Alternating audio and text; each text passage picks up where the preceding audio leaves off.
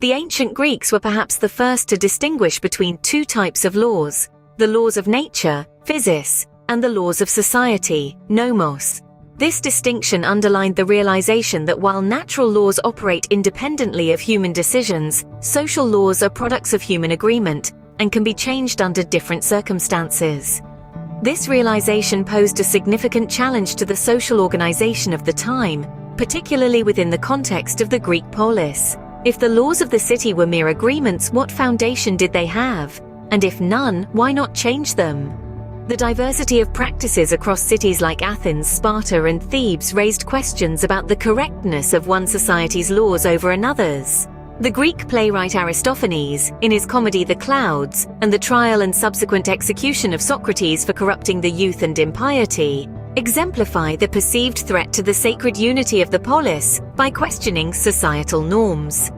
Despite Socrates' death, the fundamental question remains: is there a correct way of living both personally and publicly? Philosophers from Epicurus to Kant have offered various answers to this question, exploring whether there is a basis in nature for societal conventions and whether certain universal human or social laws exist that are true regardless of location or culture. The quest for a rational basis for morality and the recognition of universal principles that guide ethical conduct have been central to this debate.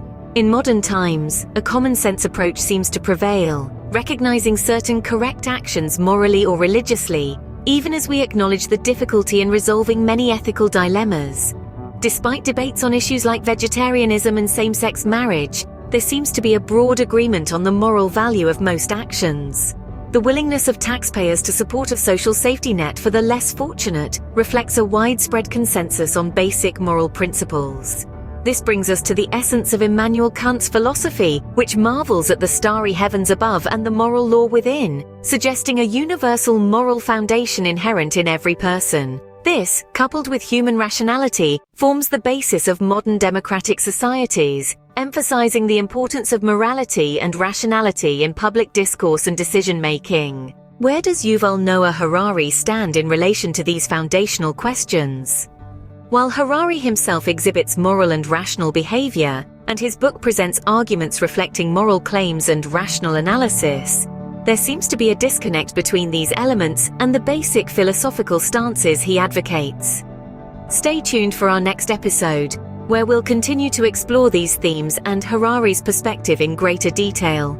This is Yuval Noah Harari, A Brief History of Humankind, Part 2 of 6 on historical veracity.